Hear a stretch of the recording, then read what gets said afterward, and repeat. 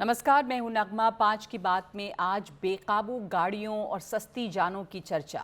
बेशकीमती गाड़ियों में कुछ दोस्तों के साथ सवार नौजवान किसी महंगे बियर बार या 5 सितारा होटलों में पानी की तरह पैसे बहाकर रईसी के नशे में सवार होकर निकल जाते हैं तेज रफ्तार गाड़ियों में सड़कों पर, और होश खोने के बाद और कई बार पूरे होश में भी गाड़ी की स्पीड पर काबू नहीं रहता और ऐसे में कोई इंसान पहियों की जद में आ जाता है, जान गंवा बैठता है। तो इसकी कोई परवाह इन लोगों को नहीं है। पुणे में पोर्शे गाड़ी से कुचले गए शख्स की खबर बहुत दिनों तक चर्चा में रही। उसी समय मुंबई में भी एक हादसा हुआ जिसमें एक महिला को एक दंपति को गाड़ी टक्कर मारी और दूर तक घसीटा, जिसमें महिला की जान चली गई। लेकिन ये खबरें रुकती नहीं हैं। खास करके पिछले कुछ महीनों में महाराष्ट्र के कई शहरों से ऐसे हादसों की खबर आती रही है। पुणे, मुंबई, नागपुर, महाराष्ट्र की सड़कों पर ऐसा बार बार हो रहा है। बेकसूर लोगों की जान जा रही है, परिवार उजड़ रहे हैं। पिछले कुछ महीनों में जो ऐसे मामले सामने आए हैं, आपको इस ग्राफिक के जरिए दिखाते हैं। 19 मई को पुणे में पोर्शे केस में तेज रफ्तार पोर्शे गाड़ी ने 2 लोगों को टक्कर मारी थी, जिसमें बाइक सवार दोनों लोगों की इस हादसे में मौत हो गई। और इसमें नशे की हालत में गाड़ी चला रहा था एक नाबालिग लड़का। 7 जुलाई को मुंबई में BMW मामला हुआ, जिसमें एक बेकाबू BMW गाड़ी ने एक दंपति को टक्कर मारी, जिसमें महिला की मौत हो गई और उसका पति घायल हुआ। वारदात के बाद कार चालक फरार हो गया था। 3 सितंबर को मुंबई में ही एक तेज रफ्तार कार ने एक महिला को टक्कर मारी, जिसमें 27 साल की एक महिला की हादसे में मौत हो गई। 6 सितंबर को मुंबई में हिट एंड रन मामला हुआ। तेज रफ्तार गाड़ी ने 2 लोगों को टक्कर मारी। सड़क पर बैनर लगा रहे लोग इसका शिकार बने। हादसे में एक शख्स की मौत हुई और एक घायल। और अब नई खबर जो है वो महाराष्ट्र के ही नागपुर से है, 8 सितंबर की, जहां पर एक ऑडी गाड़ी ने तेज रफ्तार गाड़ी ने कई गाड़ियों को टक्कर मारी है, जिसमें 2 युवक घायल हो गए हैं और 2 आरोपी इसमें अब गिरफ्तार किए गए हैं, जिसमें कि महाराष्ट्र के बीजेपी अध्यक्ष के बेटे की ये गाड़ी थी और इसी गाड़ी से, इसी ऑडी कार से इसमें टक्कर मारी गई है। अब लगातार एक के बाद एक महाराष्ट्र के कई शहरों से ये मामले सामने आए हैं और जो ताज़ा मामला है उसमें बीजेपी अध्यक्ष के बेटे की गाड़ी है। तो इसके ऊपर क्या प्रतिक्रियाएं आ रही हैं, आपको सुनवाते हैं और पुलिस का भी क्या कहना है, ये भी देखिए। कि चाहे मेरे बेटे के नाम पे गाड़ी हो या कोई अपराधी हो, उस पर कड़ी कार्रवाई होनी चाहिए और पुलिस के नियम से कोई भी जो नियम बैठता है वो नियम से कार्रवाई होनी चाहिए।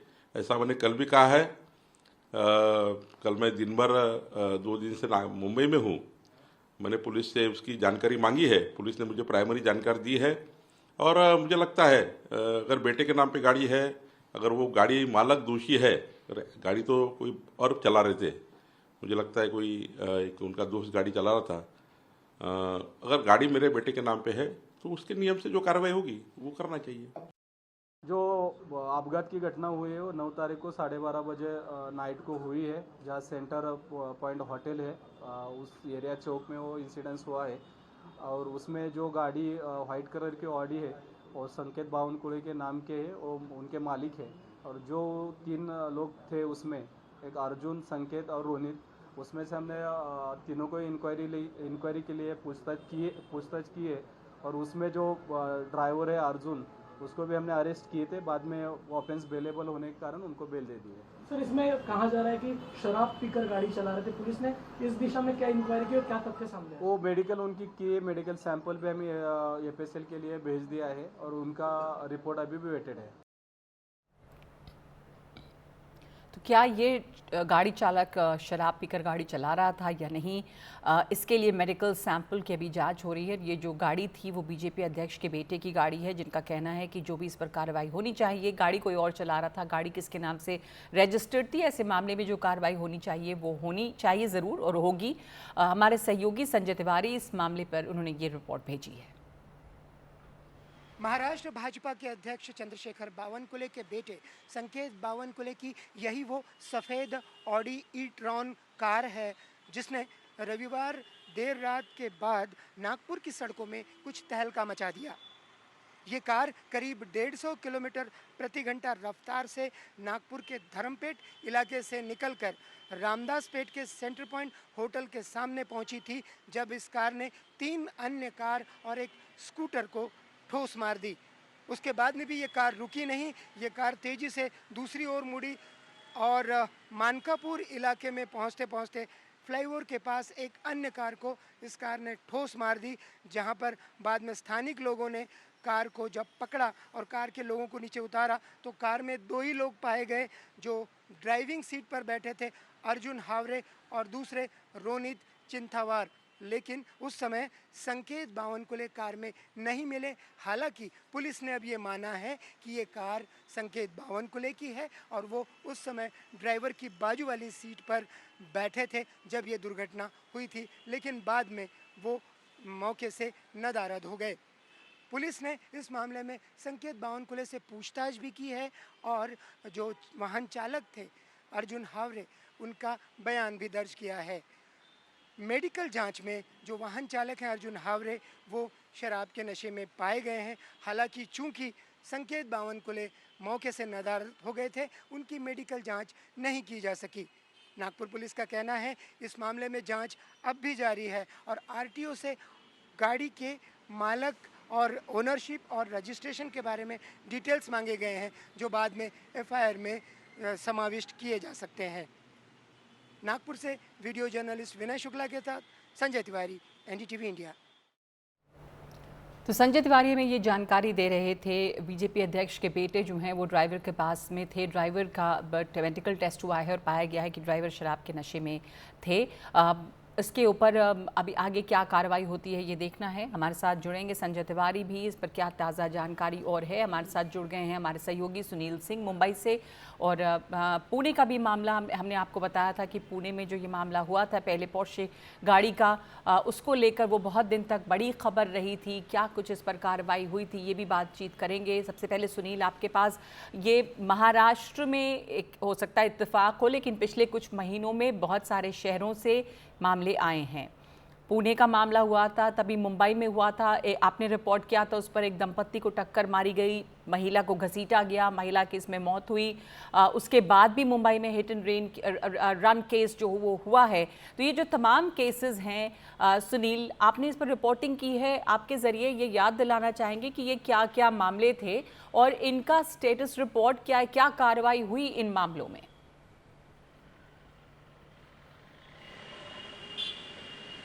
देखिए, पुणे पोर्शे कार एक्सीडेंट के बाद मुंबई में एक बड़ा हिट एंड रन का मामला हुआ था। वो हुआ था वर्ली में, जिसमें कि कार चालक ने अपने कार के बोनट में जो फंस गई थी महिला एक्सीडेंट के बाद, उसे करीबन 1 से 2 किलोमीटर तक घसीटते ले गया था और बाद में उसने कार रोककर उसे निकाला और उसके बाद कार पैक करके फिर से उसके ऊपर चढ़ाते हुए कार भगा दिया था और बांदा वर्ली सीलिंग के बाद लाकर इस कला जंक्शन के पास आकर उसने वो कार छोड़ दी थी और उसके बाद से वो फरार हो गया था।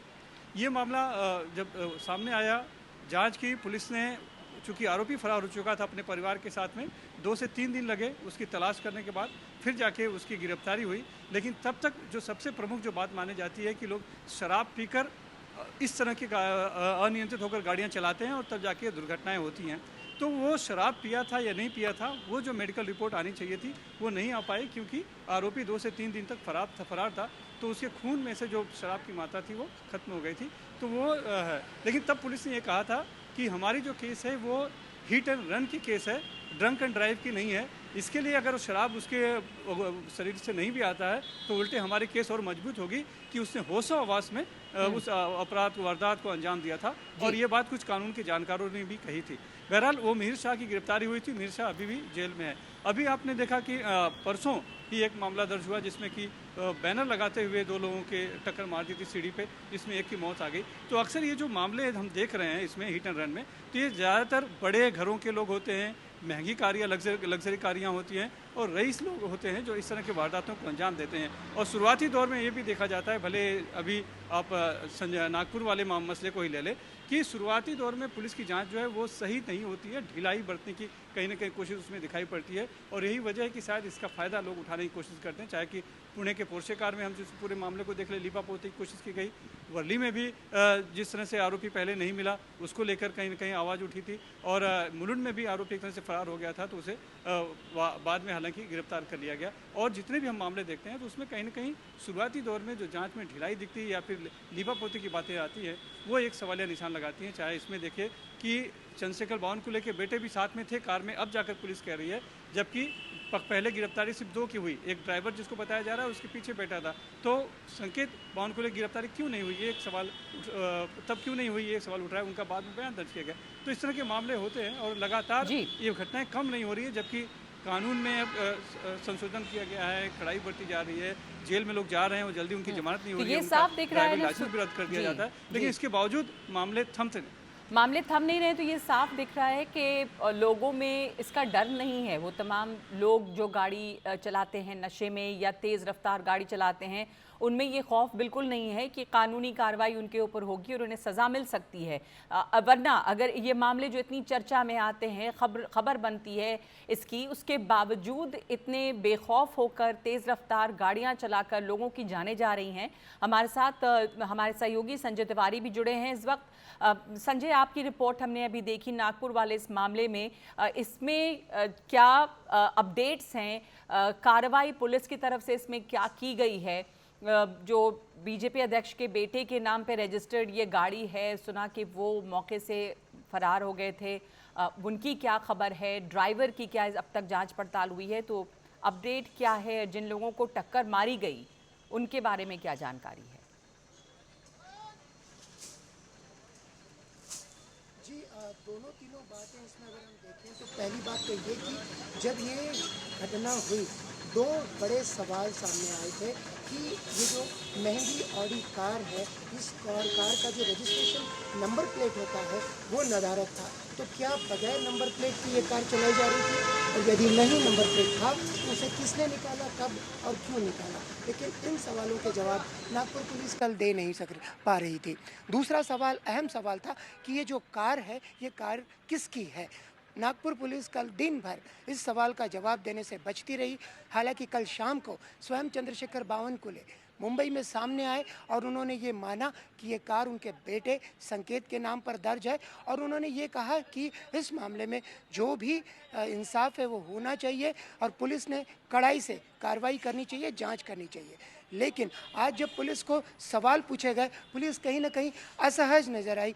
जिस तरह से जवाब मिले, अभी भी ये कहा जा रहा है कि चूंकि वाहन चालक कोई और था, संकेत बावनकुले के मित्र जो अर्जुन हावरे हैं वो गाड़ी चला रहे थे और वो शराब के नशे में पाए गए। हालांकि संकेत उस समय नदारद हो गए थे, तो संकेत की मेडिकल जांच नहीं हो सकी, तो उन्होंने शराब पी रखी थी या नहीं ये अभी भी सामने नहीं आया है। पुलिस ये कह रही है मामले में चूंकि कोई हताहत नहीं हुआ है, इसलिए संकेत को इस मामले में आरोपी नहीं बनाया जा सकता, क्योंकि यदि उन्होंने अपनी कार किसी अल्पवयीन यानी किसी माइनर को दी गई होती तो शायद उन पर मामला बनता। लेकिन चूंकि जो कार चालक थे उस समय के अर्जुन हावरे वो मेजर हैं, तो इसलिए संकेत पर कोई मामला नहीं बनता, ऐसा पुलिस कह रही है। कहीं ना कहीं प्रभावशाली व्यक्तियों से जुड़े हुए जो मामले होते हैं, जैसा अभी सुनील बता रहे थे, तो कहीं ना कहीं मामले को शुरुआती दौर में ही कमज़ोर करने का प्रयास होता है या ढिलाई बरती जाती है, जो इस मामले में भी साफ नज़र आ रहा है। जी, इस मामले में साफ नज़र आ रहा है कि ढिलाई बरती जा रही है। धन्यवाद आपका, आप दोनों का हमारे साथ जुड़ने के लिए, संजय और सुनील। इस वक्त ये तमाम जो मामले हैं वो हमने आपको एक बार फिर से याद दिलाने की कोशिश की कि पिछले दिनों महाराष्ट्र के ही अलग अलग शहरों में कहीं हिट एंड रन है, कहीं तेज़ रफ्तार गाड़ी शराब के नशे में चलाई जा रही है, लेकिन एक के बाद एक ऐसे मामले होते रहे हैं और ज़्यादातर मामलों में कार्रवाई में ढिलाई दिखी है।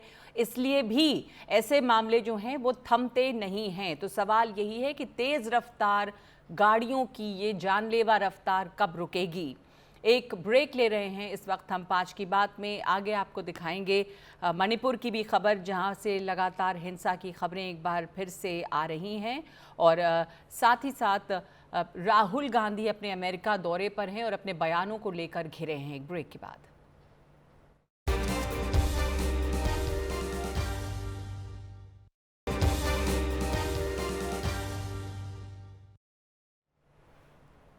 और इस वक्त एक बड़ी खबर है कि कश्मीर से सांसद इंजीनियर राशिद को जमानत मिल गई है। दिल्ली की स्पेशल एनआईए कोर्ट से अंतरिम जमानत उन्हें मिली है। इंजीनियर राशिद को 2 अक्टूबर तक अंतरिम जमानत है। जम्मू कश्मीर में चुनाव होने हैं और चुनाव में प्रचार करने के लिए उन्हें जमानत मिली है। दिल्ली की स्पेशल एनआईए कोर्ट से ये अंतरिम जमानत दी गई है। हमारे साथ मेरी सहयोगी नीता शर्मा है। नीता, आप अभी कश्मीर के दौरे से आई हैं और वहाँ पर जो पॉलिटिकल मूड है वो आपने देखा है ज़मीन पर। तो इंजीनियर राशिद को जो ज़मानत मिली है प्रचार के लिए, उसका क्या इम्पैक्ट आप वहाँ पर देखती हैं और क्या इमोशनल कनेक्ट इंजीनियर राशिद का है वहाँ से? वो जीते और सांसद बने वहाँ से, अब इन्हें कोर्ट से ज़मानत मिल रही है। बिल्कुल नगमा, एक जो इमोशनल कनेक्ट है वो था, यही वजह थी कि वो बारामूला से 3 लाख वोट से ज़्यादा से जीते थे और उन्होंने उमर अब्दुल्ला को हराया था। ये कनेक्ट जो था, यही वजह है कि जो एआईपी जो है, जो इंजीनियर रशीद की पार्टी है, वो ऐसे लोगों को चुन रही थी जो फर्स्ट टाइमर्स हों, जिनका रिकॉर्ड क्लीन हो। अभी तक फर्स्ट 2 फेजेज़ में उन्होंने 26 कैंडिडेट्स को जो है वो चूज़ किया है, साउथ कश्मीर में और सेंट्रल कश्मीर में। लेकिन उनका क्या ट्रैक्शन रहेगा, क्योंकि जब उन्होंने लोकसभा का चुनाव लड़ा था तो ये बात कही जा रही थी कि उन्हें जेल से बाहर निकालना है, लेकिन अब वो जेल से बाहर आ गए हैं, मतलब उनको बेल मिल गई है और उन्हें चुनाव प्रचार की भी जो एक फैसिलिटी है वो दी गई है। ऐसे में उनका क्या ट्रैक्शन होगा वो तो वहां पर पता चलेगा। लेकिन जो एक डायनास्टिक पॉलिटिक्स को हमेशा एआईपी टारगेट करती रहती थी कि जो बाकी पॉलिटिकल पार्टीज हैं वो डायनास्टी रूलर्स हैं, वहां पे अपने ही लोगों को वो जो है वो टिकट देते हैं। ऐसी ही बात हमने एआईपी पार्टी में भी देखी। लंगेट से इनके भाई इंजीनियर रशीद के जो बड़े भाई हैं वो वहां से चुनाव लड़ रहे हैं। तो दिलचस्प रहेगा देखना कि वो जब वहां पर जाएंगे तो किस तरह से उनका जो है वो स्वागत किया जाएगा, क्योंकि वहां पे नौजवान वर्ग में इनका काफी ट्रैक्शन था इंजीनियर रशीद का। ये इंजीनियर रशीद जो है, इनकी इस वक्त जो जमानत मिली है वो एक, आप कैसे देखती हैं इसे? एक पॉलिटिकल फैसला है इंजीनियर रशीद की जो जमानत है इस वक्त, और इससे उसको कैसे समझा जाए? हालांकि कोर्ट की तरफ से बिल्कुल कोर्ट तो लीगल एस्पेक्ट देखता है नगमा। ये 2019 से जो है टेरर फंडेड केस के लिए अंदर थे। कोर्ट में ये दलील जो है इनके लॉयर्स ने दी थी कि इन्होंने आधा समय जो है 19 से 24 5 साल जो है वो अभी इन्होंने जेल में जो है वो बिता लिया है। लेकिन देखने इंटरेस्टिंग बात ये है कि जब ये जेल में भी थे तब इन्होंने एक वीडियो अपील जारी की थी, और हम सब जानते हैं कि तिहाड़ जेल में कोई वीडियो फैसिलिटी नहीं होती है, लेकिन इनका एक जो रिकॉर्डेड मैसेज था वहाँ के आवाम तक पहुँचा था। तो ये आरोप लगाए जा रहे थे कि फैसिलिटेट कौन कर रहा है। महबूबा मुफ्ती भी आरोप लगा चुकी हैं कि एआईपी जो है वो भारतीय जनता पार्टी की बी टीम है, जिसके ऊपर उनके बेटे अबरार रशीद का कहना था कि एबीसी कोई नहीं, वो अपने वहाँ के आवाम के लिए, उनके हक के लिए, उन्हें क्लीन सरकार देने के लिए लड़ाई लड़ रहे हैं। लेकिन दिलचस्प रहेगा क्योंकि इस बार इंडिपेंडेंस नगमा फर्स्ट 2 फेजेस में ही 44% ऑफ द कैंडिडेट्स जिन्होंने फॉर्म्स फिल किए हैं वो इंडिपेंडेंट्स है। तो ये इंटरेस्टिंग रहेगी लड़ाई, क्योंकि उमर अब्दुल्ला भी इस बात का जिक्र कर चुके हैं कि कैसे उनके खिलाफ इंजीनियर रशीद को बारामूला में पहले भेजा गया तो वो सोचते थे कि ये संजोग है, लेकिन अब उन्होंने गांदरबल और बडगाम से जब अपनी पर्चे भरे तो वहां से सर्जन बरकती नाम का एक जो शख्स है वो वहां पर आ गया। हालांकि बीरवा से उमर अब्दुल्ला नहीं खड़े हो रहे हैं, लेकिन गांदरबल से वो उसके खिलाफ खड़ा हो रहा है। नगमा जी, बहुत शुक्रिया नीता आपका इस पूरे कॉन्टेक्स्ट को समझाने के लिए। और जैसे आपने कहा कि इंडिपेंडेंस वहाँ पर बहुत हैं, तो ये जो इंडिपेंडेंस है इनको किसका समर्थन है और क्या असर डालेंगे इंजीनियर राशिद भी, जो इस वक्त उनको ज़मानत मिली है और कश्मीर चुनाव में प्रचार को देखते हुए वो सांसद है चुने हुए और टेरर फंडिंग मामले में वो जेल में रहे हैं और इन्हें इस वक्त ज़मानत मिली है। आगे बढ़ते हैं दूसरी खबर की तरफ। राहुल गांधी इन दिनों एक बार फिर से विदेश के दौरे पर हैं और अपने बयानों की वजह से वो फिर से चर्चा में हैं। उन्होंने कई तरह की बातें की हैं। उन्होंने कहा है कि जो मुलाकात उनकी हुई थी भारत और चीन के बीच सीमा पर गंभीर तनाव के बीच जब उनकी मुलाकात हुई थी राजदूत से, तब भी उनकी आलोचना हुई थी। ये मामला इतना गंभीर हो चुका था कि राहुल गांधी को खुद ट्वीट करके इस मुलाकात को लेकर अपनी सफाई देनी पड़ी थी।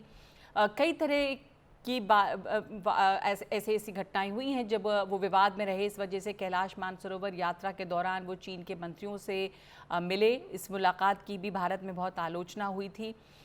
इसके अलावा अब राहुल गांधी जो हैं वो अमेरिका में बात करने में इन्होंने सिखों को लेकर एक टिप्पणी की है जिस पर कि बवाल मचा हुआ है। कल अमेरिका के वर्जीनिया में राहुल गांधी ने कहा कि लड़ाई इस बात को लेकर है कि क्या एक सिख को भारत में पगड़ी पहनने की इजाज़त दी जाएगी और क्या वो गुरुद्वारे में जा सकेगा। First of all, you have to understand what the fight is about. Fight is not about politics. That is superficial. What is your name? Brother, yeah, with the turban? What is your name? Bhalinder Singh. Bhalinder Singh. The fight is about whether he, as a Sikh, is going to be allowed to wear his turban in India. Or he, as a Sikh, is going to be allowed to wear a kada in India. Or he, as a Sikh, is going to be able to go to a Gurdwara. That's what the fight is about. And not just for him, for all religions. At least in India, the only time when Sikhs have felt a certain anxiety or insecurity and faced an existential threat was when statements were made कि बड़ा पेड़ अगर गिरता है तो धरती हिलती है. This is as close a justification to targeting of minority communities as I've ever seen in my life. तो सिखों को लेकर जो ये बयान उन्होंने वहाँ पर दिया उस पर हरदीप पुरी अपनी प्रतिक्रिया दे रहे थे कि कांग्रेस के शासन के दौरान था जब इंदिरा गांधी की हत्या हुई, जब सिखों को यहाँ पे खतरा महसूस हुआ था। आगे बढ़ते हैं कोलकाता की खबर पे। सुप्रीम कोर्ट ने कोलकाता रेप और हत्या मामले में हड़ताल कर रहे डॉक्टर्स को अब काम शुरू करने के लिए कहा। जूनियर डॉक्टरों से ड्यूटी शुरू करने के लिए कहा है। सुप्रीम कोर्ट ने आज शाम 5 बजे तक काम पर लौटने के निर्देश दिए। इसके बावजूद पश्चिम बंगाल में आंदोलन कर रहे जूनियर डॉक्टरों ने अपनी हड़ताल जारी रखने का फैसला किया है। कोलकाता के आरजी कार कॉलेज अस्पताल में 31 साल की महिला डॉक्टर के साथ बलात्कार और फिर हत्या के 1 महीने बाद भी ये हड़ताल जारी है। कल एक बैठक के बाद डॉक्टरों ने कहा कि उनकी मांगें पूरी नहीं हुई हैं, पीड़िता को न्याय नहीं मिला है, इसलिए उनका काम बंद रहेगा और आंदोलन जारी रहेगा। जूनियर डॉक्टरों ने स्वास्थ्य सचिव और डीएचई के इस्तीफे की भी मांग की है। सुप्रीम कोर्ट के निर्देश के बाद मुख्यमंत्री ममता बनर्जी ने भी डॉक्टरों से काम पर लौटने की अपील की, लेकिन जूनियर डॉक्टर स्वास्थ्य भवन तक आज रैली भी निकाल रहे हैं।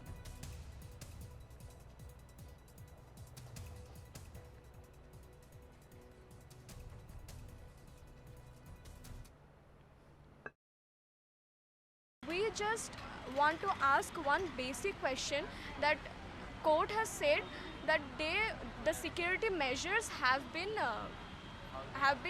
done for us junior doctors, but we can't see any security measures done. It's been 1 month and it's been 3 Supreme Court hearings, but we haven't seen any substantial increase in security in our college.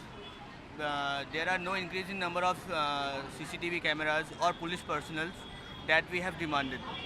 If we cannot see any substantial increase in security, how can we go back to work? What about the CISF? The CISF are here only till we have protest. They are not going to stay for lifetime. We need something for every college in West Bengal. तो junior डॉक्टरों की ये मांग है कि हमें कुछ दिखना चाहिए कि कुछ नए कदम उठाए गए हैं डॉक्टरों की सुरक्षा के लिए अस्पतालों में, कैंपस में, और अगर ये नहीं होता है तो वो किस तरह से वापस लौट जाएं। लेकिन इससे पहले ममता बनर्जी ने जूनियर डॉक्टरों से काम पर लौटने की अपील भी की है। दुर्गा पूजा का वक्त है और इसलिए वो चाह रही कि इस समय वहाँ पर शांति बनी रहे। उनकी अपील क्या थी आपको सुनाते हैं। प्रतिदिन राते আপনারা যদি রাস্তায় থেকে অনেক মানুষ তো ডিস্টার্ব হয়, অনেক এলাকায় অনেক বয়স্ক মানুষ আছে, মাইক লাগালে তাদের ঘুমের অসুবিধেও হয়, যার জন্য নিয়মও আছে পলিউশন কন্ট্রোল বোর্ডের 10টার পর মাইক বাজানো যাবে না বা এত স্পিডে মাইক বাজাবেন তার বেশি বাজানো যাবে না। তা সত্ত্বেও আমরা সব ছেড়ে দিয়েছি। 1 মাস তো হয়ে গেল, আজকে 9 তারিখ, 1 মাস 1 দিন 31শে মাস গেছে। আমি অনুরোধ করব পুজোতে ফিরে আসুন, উৎসবে ফিরে আসুন, আর সিবিআইকে বলবো তাড়াতাড়ি বিচারের ব্যবস্থা করুন।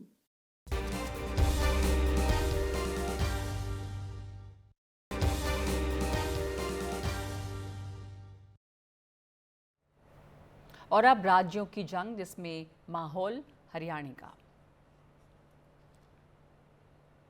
हरियाणा विधानसभा चुनाव में एक सवाल ये भी है कि चंद्रशेखर आज़ाद की एंट्री से वहां पर दलित वोटरों पर क्या असर पड़ेगा। आज जेजेपी अध्यक्ष दुष्यंत चौटाला के छोटे भाई दिग्विजय चौटाला ने डबवाली से पर्चा भरा है। उनको समर्थन देने के लिए आज़ाद समाज पार्टी के अध्यक्ष चंद्रशेखर आज़ाद अपने समर्थकों के साथ वहां पहुंचे थे। क्या चुनाव जीतने के बाद बीजेपी को सपोर्ट करेंगे फिर से? मैं तो इस बात का पहले भी पक्षधर नहीं था और अपनी पार्टी के इंटरनली मैं समय समय पर इस मांग को उठाता रहा कि हमें बीजेपी का साथ छोड़ देना चाहिए। बीजेपी के साथ रहने से हमें बहुत नुकसान हुआ। किसान आंदोलन के समय पर मैंने खुलेआम इस बात के लिए कहा भी था। उस समय कुछ वो कहते हैं कि छोटा सा कार्यकर्ता हूँ, आवाज़ इतनी ऊपर नहीं जा पाई। बड़े भाई दुष्यंत नहीं माने क्या? नहीं माने नहीं, हालात और परिस्थितियों के हिसाब से उनने मेजॉरिटी से फैसला लिया। वो उनका फैसला और पार्टी का फैसला एक आदमी नहीं लेता, सब लोग मिलजुल करके लेते हैं। भारतीय जनता पार्टी की एक सोच रही है eating meeting and cheating. Eating meeting and cheating. अच्छा। तो खाने पे ज़्यादा जोर, मीटिंग करते रहेंगे, मिलते रहेंगे, दिलासा देते रहेंगे और फिर बैक स्टैबिंग करेंगे। और वो बैक स्टैबिंग का खामियाजा हमें ही नहीं भुगतना पड़ा, सब लोगों को भुगतना पड़ा, चाहे वो शिवसेना हो, चाहे वो और अन्य दल हो, जो इनके साथ रहे। Eating meeting and then cheating. तो नए नए समीकरण बन रहे हैं, पुराने समीकरण टूट रहे हैं। बात चुनावों की है। पंजाब से सिर्फ 10 किलोमीटर दूर है फतेहाबाद, और फतेहाबाद जिले के दरियापुर गांव के लोगों के बीच कांग्रेस और आप के गठबंधन के टूटने पर क्या चर्चा है, ये देखिए रवीश रंजन शुक्ला की रिपोर्ट में। लग ये रहा था कि कांग्रेस के हाथ में आम आदमी पार्टी की झाड़ू होगी और सियासी तौर पर वो झाड़ू फेरेगी हरियाणा में, लेकिन हाथ और झाड़ू का साथ छूट गया है।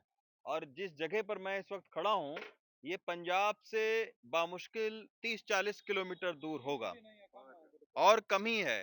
तो बिल्कुल पंजाब और हरियाणा के बॉर्डर पर हम मौजूद हैं। आप ताऊ को देख सकते हैं, श्यामलाल जी मूछें जो है, मूछों की वजह से पूरे गांव में जाने जाते हैं। आप इनके बारे में क्या बोल रहे थे कि ताऊ के असली बेटे यही हैं जो अपने इन्होंने ताऊ के जैसे वो अपने दादा जैसे मूछ रखी? अरे दादा के तो बेटे सारे ही हैं, हाँ। पर मुझे दादे की थी जितनी इसकी और किसी की नहीं इतनी। अच्छा। हाँ हाँ। अच्छा, सेम टू सेम इनकी एक ही शक्ल थी।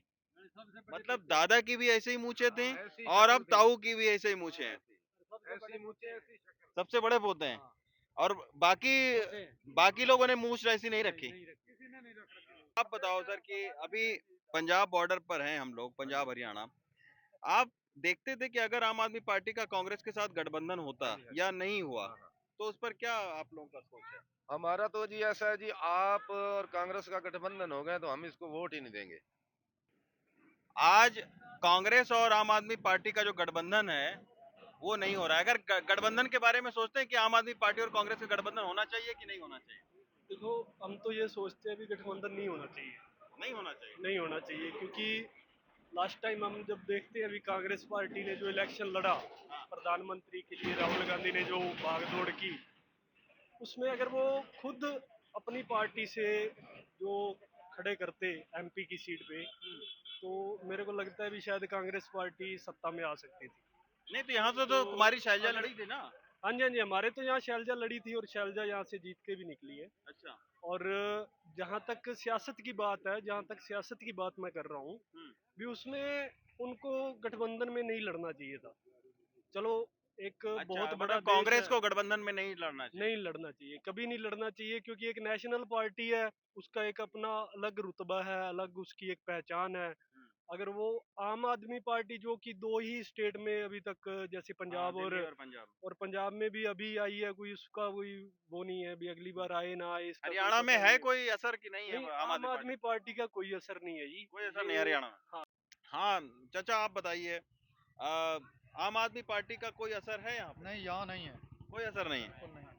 10 साल सरकार रही, मनोहर लाल खट्टर को हटाया भी गया, नायब सिंह सैनी जी आए हैं, काम किया है सरकार ने कि कुछ नहीं हुआ है? काम तो कुछ तो किए ही हैं जी, कुछ किए हैं। हाँ जी, अच्छा, बाकी ज्यादा नहीं किए हैं। यहाँ हमारे गांव में इतने नहीं हुए काम। कितने नहीं हुए? हाँ जी, हाँ जी। अच्छा बाकी अच्छा, किस साइड में किस हुए चीज हैं में तो काम कुछ- हुआ है सर? बस क्या काम हुआ है जी, हमारे तो कोई काम ही नहीं हुआ। नौकरी तो लगे हैं बच्चे, नौकरी लगे हैं। हाँ 10-20 बच्चे लगे हैं हमारे गांव के। अच्छा, ये भी कहा जा रहा था कि पहले जो है वो कुछ नौकरी में धांधली होती थी, पैसा चलता था, इसमें इसमें पैसा नहीं लगा किसी का भी। पैसा नहीं लगा। नहीं जी नहीं। जो लगे हैं अपने वो उस पे नंबरों मेरिट नंबर या नंबरों पर ही लगे हैं। पंजाब के सटे गांव में हैं, पंजाब का कुछ हवा आम आदमी पार्टी की इधर नहीं आई क्या? पार्टी तो बहुत अच्छी है, परंतु यहाँ पे नहीं है। क्यों?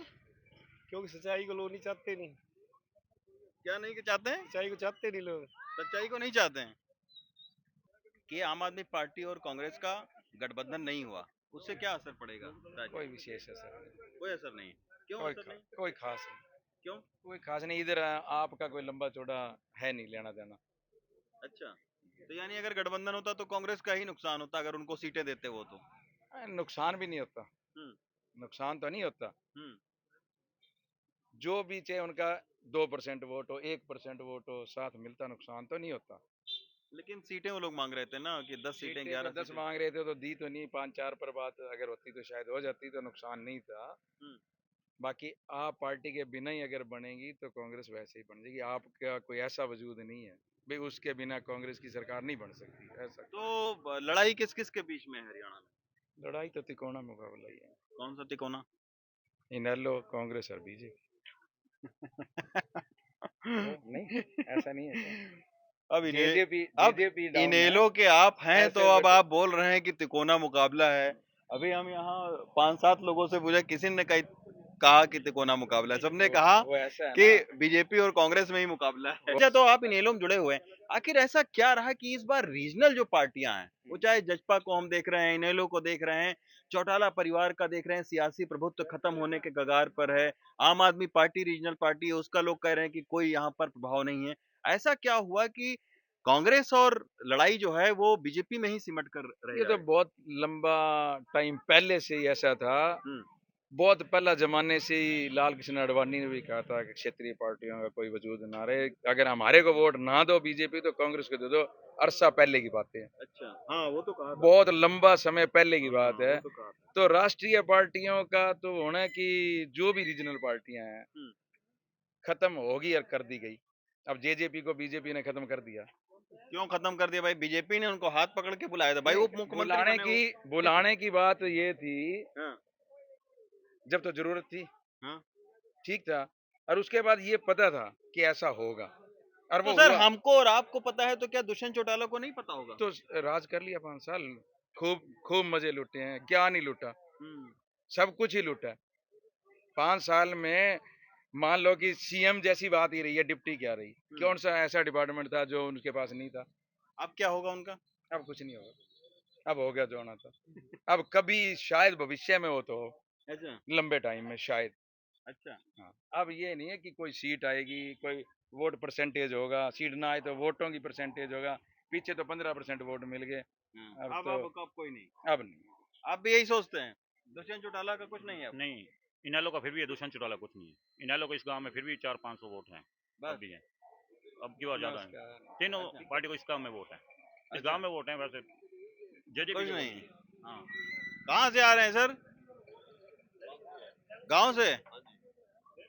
तो आपका गांव पंजाब से नजदीक है, बॉर्डर नजदीक है पंजाब का। तो आम आदमी पार्टी का असर है गांव पर? आम आदमी का तो चर्चा को नहीं हुई यार ना सही बात है, पर असलियत बताओ, आम आदमी का तो कोई वर्कर नहीं दिख रहा, कोई वर्कर ही नहीं है? नहीं जी नहीं। जबकि 20 किलोमीटर दूरी पर भगवंत मान की सरकार है। भाई है, सरकार जरूर है, मुख्यमंत्री है वो, लेकिन यहाँ मेरे हिसाब में कोई वर्कर नहीं है। कोई वर्कर नहीं। तो यानी कांग्रेस का गठबंधन आम आदमी पार्टी से न होने का कोई असर नहीं है? इस गांव से कोई असर नहीं है। तो कांग्रेस फायदे में रहेगी कि आम आदमी पार्टी फायदे में रहेगी अगर गठबंधन नहीं हुआ है? तो दोनों नहीं साथ में मिले तो कौन सियासी फायदे में रहेगा? देखो कांग्रेस का जनार्दन अलग है, कांग्रेस की जो ताकत है वो अलग से ही बड़ी है।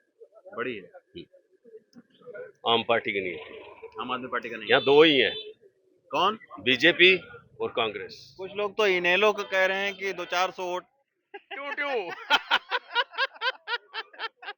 अच्छा एक बात और बताइए हाँ जी हाँ। कि हरियाणा में ऐसा क्या हुआ कि जो कोई क्षेत्रीय पार्टी सब, जैसे चौटाला का परिवार था एक समय में, बड़ा सियासी परिवार था, उनका प्रतिष्ठा थी उनकी, अभी बहुत सिमट गए।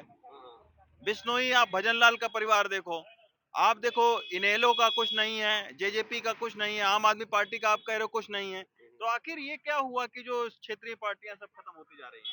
देखो जी आज का टाइम बहुत बढ़िया, जागरूक है लोग, जागरूक है।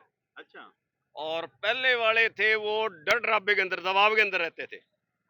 मेरे पास आगे अरे वोट फलानी जगह देने वाले तो डरते बाजी देते थे लेकिन वो दबाव नहीं है अब कोई दबाव नहीं, बिल्कुल नहीं है अब तो जागरूक है लोग, पता नहीं लगता कि किसको वोट दे रहे हैं किसको नहीं दे रहे हैं।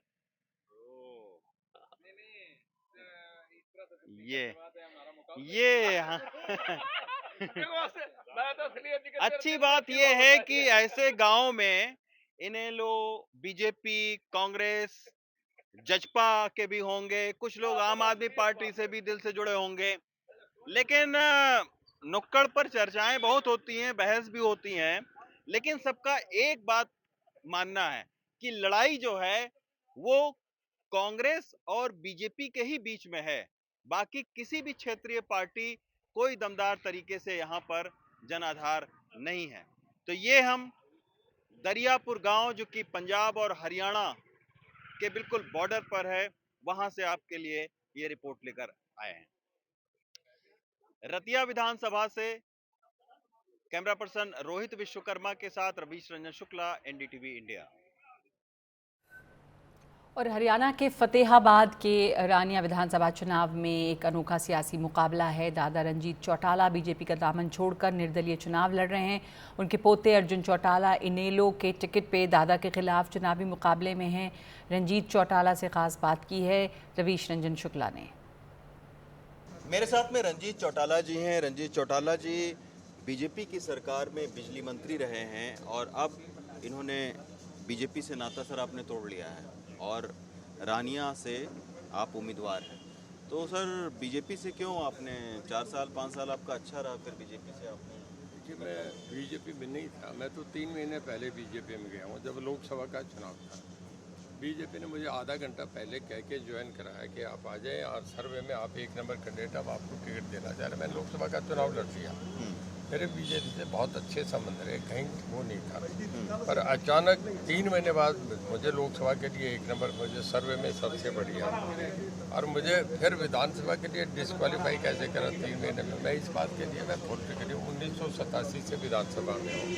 हुड्डा साहब 2005 में आए, मनोहर लाल जी 2014 में आए, विज साहब 2001 में आए, सबसे पुराना मेंबर हूँ। मैं 6ठी कैबिनेट में हूँ, मेंबर पार्लियामेंट रहा हूँ, जो देवलाल का बेटा हूँ, सारा पॉलिटिकली परिवार है। मैं तो चुनाव लड़ रहा था। अच्छा, तो मैंने मॉरली फिर इस्तीफा दे दिया सरकार से, मैं इस्तीफा दे के चुनाव लड़ रहा हूँ, इंडिपेंडेंट लड़ रहा हूँ। तो आखिर ऐसा क्या हुआ सर कि बीजेपी ने आपकी टिकट काट दिया? ये बीजेपी जाने, मैं किसी पे अब टिप्पणी अच्छी बुरी नहीं करूँगा। उन्होंने नहीं समझा कि मेरे से ज़्यादा काबिल आदमी होगा। आप पूछ रहे हो हल्के में जाएंगे 6000 वोट भी नहीं आ रहे। मेरा रोड शो बहुत बड़ा रोड शो है। अच्छा चौटाला साहब, अगर आप जीतते हैं और कम किसी की सीट पड़ती है तो किसकी सरकार बनवाएंगे? देखिए पिछली बार जब मैं जीत गया तो मेरे साथ जुलूस था। मैंने लोगों से पूछा कहाँ जाना चाहिए, मेरे मतदाता जहाँ कहेंगे वहाँ जाऊँगा। पिछली बार मतदाता ने बोला था बीजेपी? हाँ, बीजेपी में जा, फिर पूछ के गया मैं उनसे, सबके फोन आ रहे थे कि कहाँ जाना चाहिए, जो वो कहेंगे। देखिए आज ना कांग्रेस टिकट ना बीजेपी, मुझे इंडिपेंडेंट को बहुत बड़े मार्जिन से जीतूंगा, तो जो मुझे मतदाता कहेंगे वो ही करूँगा। अच्छा, इस बार आपको चुनाव में लगता है कि किसी को स्पष्ट बहुमत मिलेगा? मुझे नहीं लग रहा। मैं ये मानता हूँ 15-20 तो इंडिपेंडेंट अदर्स आएंगे।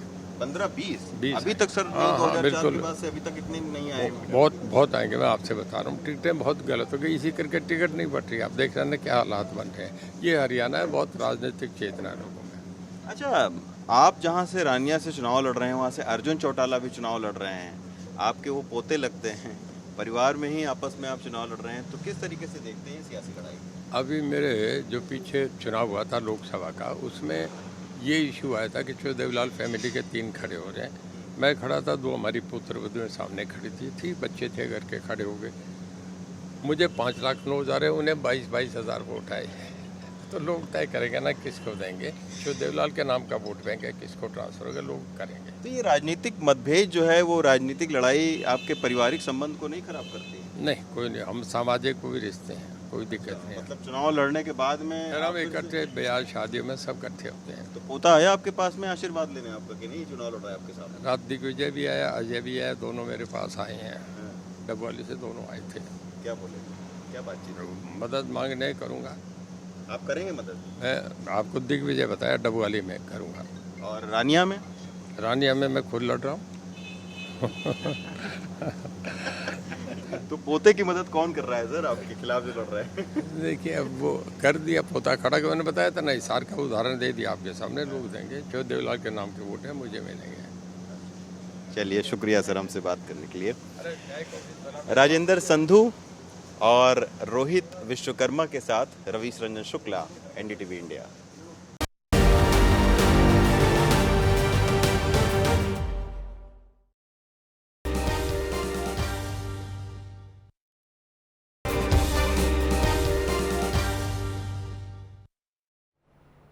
दिल्ली में लगातार प्रदूषण की समस्या बनी रहती है और वो मौसम भी जल्द आने वाला है जब ये प्रदूषण और ज़्यादा नज़र आएगा। तो दिल्ली ट्रांसपोर्ट डिपार्टमेंट ने राजधानी क्षेत्र में पोल्यूशन की समस्या को कम करने के लिए 100 चुने हुए पेट्रोल पंप पे आर्टिफिशियल इंटेलिजेंस से लैस विशेष कैमरे लगाने का फैसला किया है। इस बारे में जानकारी दे रहे हैं हिमांशु शेखर। मैं इस वक्त मोती बाग के एक पेट्रोल पंप पर हूँ और यहाँ पर एक पोल्यूशन चेकिंग सेंटर है जहाँ से PUCC सर्टिफिकेट गाड़ियों को जारी किया जाता है। अब दिल्ली के ट्रांसपोर्ट डिपार्टमेंट ने दिल्ली में पॉल्यूशन को नियंत्रित करने के लिए एक नई पहल की शुरुआत की है और इसके तहत जिन गाड़ियों के पास PUCC की सर्टिफिकेट नहीं है उन पर नकेल कसने की तैयारी है। मेरे साथ दिल्ली पेट्रोल डीलर्स एसोसिएशन के अध्यक्ष हैं निश्चल सिंघानिया। क्या पहल है, किस तरह के टेंडर जारी किए गए हैं और जिन लोगों ने PUCC सर्टिफिकेट नहीं बनाया है उनके लिए अब क्या खतरा होने वाला है? दिल्ली सरकार की ये पहल है जिसका कि एक पायलट दिल्ली के 25 पेट्रोल पंप्स पे किया गया है जो चल रहा है, जिसमें एक AI एनेबल्ड कैमरा जिसको कि ANPR कहते हैं, automatic number plate recognition camera, वो लगाया जाएगा। वो गाड़ियों के नंबर प्लेट को रीड करके ऑटोमेटिकली सॉफ्टवेयर से ये पता लगा लेगा कि इनका PUC सर्टिफिकेट जारी हुआ है कि नहीं, और अगर नहीं हुआ है तो उनको एक SMS आएगा कि आप अपना PUC सर्टिफिकेट कुछ तय समय सीमा में करा लें, अन्यथा 10,000 रुपये का जो चालान जो गवर्नमेंट करती है वो हो सकता है। और इस 25 पेट्रोल पंप्स के अलावा दिल्ली सरकार चाहती है कि इनको 100 से अधिक पंपों पे लागू किया जाए। हम इस पहल का स्वागत करते हैं क्योंकि अभी स्थिति ये है कि दिल्ली में 100 में से केवल 30 गाड़ियाँ, यानी कि करीबन 30% गाड़ियाँ PUC नहीं कराती। जैसे उदाहरण के लिए निश्चल जी, ये गाड़ी खड़ी है यहाँ पर, इसका एक कार का नंबर है और यहाँ पर एक कैमरा लगा है सामने। हाँ, तो इस कैमरे में सबसे पहले वो नंबर स्कैन करेगा ये कैमरा, और नंबर स्कैन करके फिर आर्टिफिशियल इंटेलिजेंस की मदद से वो कार की डिटेल्स उनके पास आ जाएगी। उसमें ये भी आ जाएगा कि उस वाहन का PUC है कि नहीं, उसका इंश्योरेंस है कि नहीं, वो 15 साल से ज़्यादा पुरानी गाड़ी है कि नहीं। तो इन सब चीज़ों को कंट्रोल किया जा सकता है। बट दिल्ली सरकार की अभी पहल है कि सिर्फ PUC सर्टिफिकेट्स जिनके जारी नहीं हुए हैं उनको बताया जाए और उनको प्रोत्साहित किया जाए कि वो अपना PUC सर्टिफिकेट बनवाएं।